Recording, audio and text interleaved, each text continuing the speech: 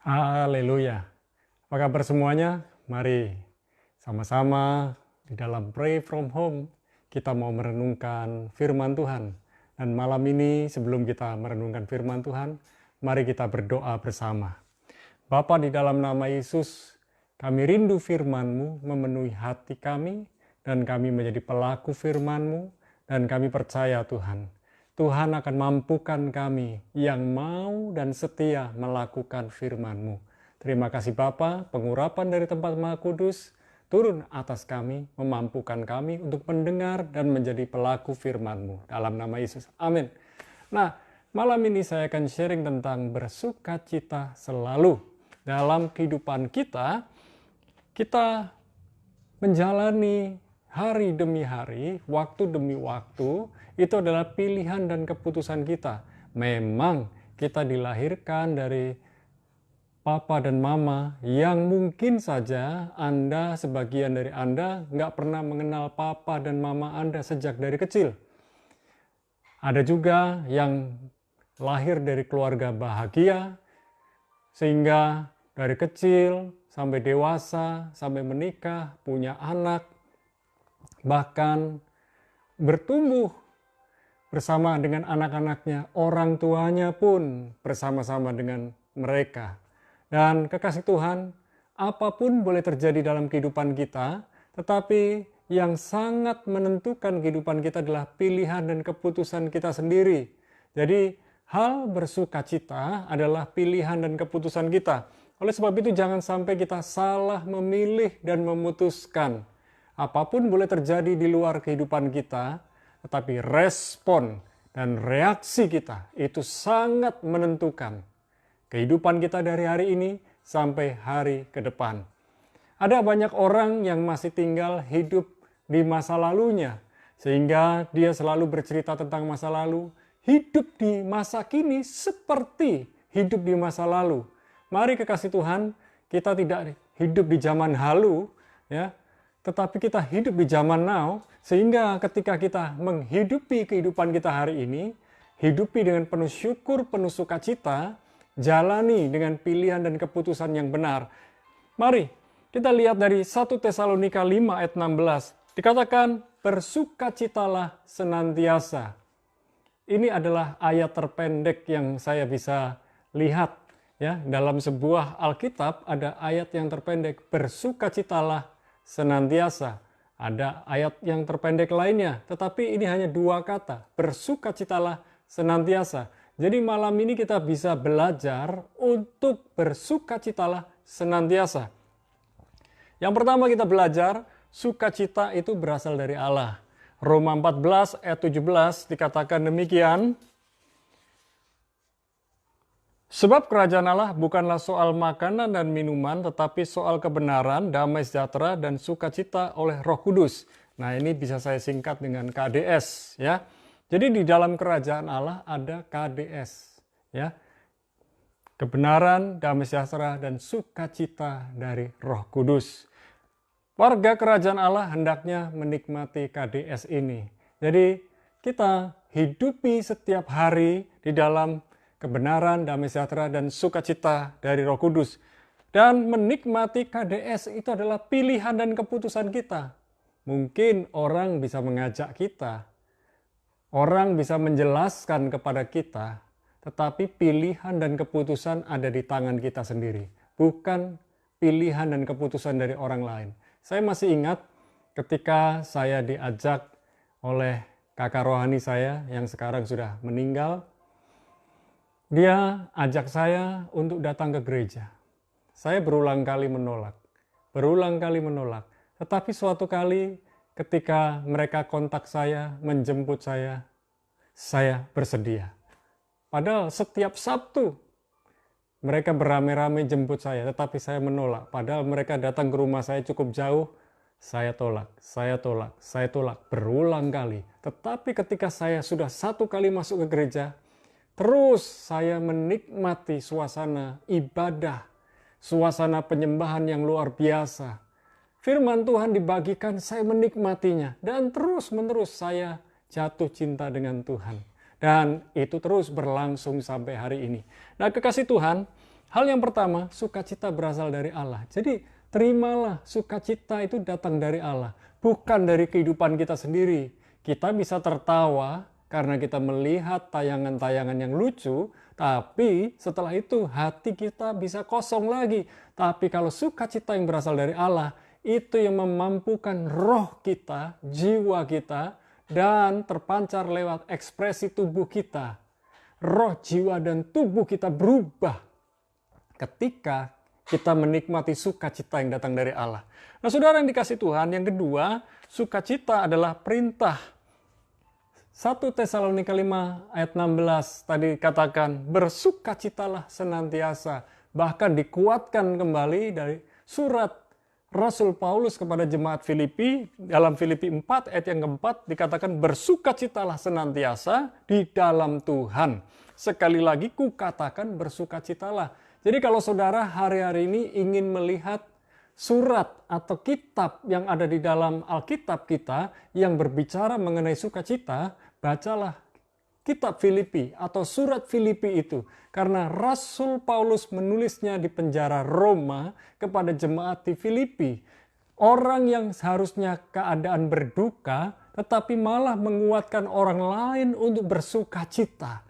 Padahal Rasul Paulus punya alasan banyak sekali untuk berduka cita, untuk menangis, untuk meratapi diri, untuk kecewa, untuk kepahitan. Tetapi Rasul Paulus mendorong jemaat Filipi untuk bersuka cita.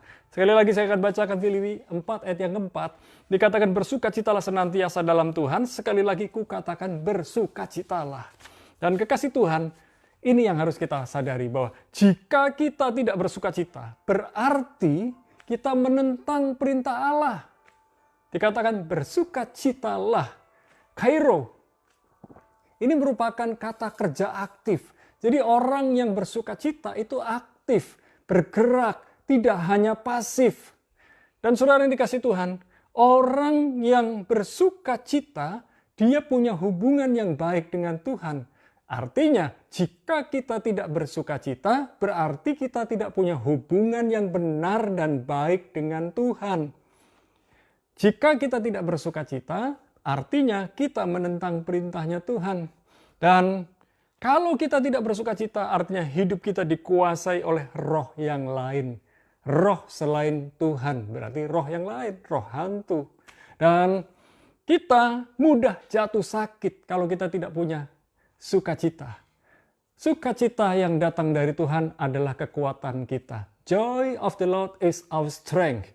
Dan kita waktu tidak punya sukacita, kita melihat orang lain tuh musuh. Karena kita merasa orang lain kok bahagia, bersukacita, sementara kita ini rasanya hatinya nggak enak, hatinya kecewa, hatinya pahit. Semua orang dianggap salah. Sehingga kita ini menjadi orang yang mudah tersinggung melihat kebahagiaan, sukacitanya orang lain. Dan kekasih Tuhan, mari jangan sampai iblis merampas sukacitamu. Jangan sampai iblis merampas sukacitamu. Sekali lagi, jangan sampai iblis merampas sukacitamu. Sukacita yang datang dari Tuhan itu milikmu. Iblis berusaha mencuri, membunuh, dan membinasakanmu. Jangan mau diperdaya oleh iblis. Ketika saudara mulai berduka, ketika saudara mulai marah, ketika saudara mulai kecewa, ketika saudara mulai kepahitan, itu adalah ragi dari iblis yang ditanamkan dalam diri saudara. Ingat baik-baik, saudara kecewa, saudara rugi. Saudara kepahitan, saudara rugi. Tetapi kalau saudara bersuka cita, saudara tidak mudah jatuh dalam sakit penyakit. Amin. Nah, yang ketiga, yang terakhir, sukacita itu tanda orang hidup.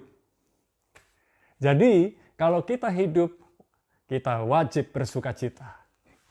Amsal 10 ayat 28 dikatakan, harapan orang benar akan menjadi sukacita, tetapi harapan orang fasik menjadi sia-sia. Harapan orang benar. Harapan orang yang tinggal dalam kebenaran. Harapan orang benar yang tinggal dalam kebenaran, yang berjalan dalam kebenaran akan menjadi sukacita. Tetapi harapan orang fasik menjadi sia-sia. Berpengharapanlah di dalam Tuhan. Sebab Tuhan tidak pernah mengecewakan kita. Orang yang hidup pasti memiliki pengharapan. Dan pengharapan di dalam Tuhan, pengharapan yang menguatkan, pengharapan yang memulihkan, pengharapan yang membangun. Orang yang hidup memiliki sukacita. Seperti tadi saya sudah sampaikan bahwa sukacita yang datang dari Tuhan adalah kekuatan kita. Joy of the Lord is our strength. Di dalam bahasa Indonesia dikatakan sukacita yang datang dari Tuhan adalah perlindungan kita, proteksi kita. Jadi saya sangat yakin orang yang penuh dengan sukacita, wajahnya memancarkan kemuliaan Allah. Wajahnya penuh senyum, bukan senyum palsu, tapi senyum apa adanya.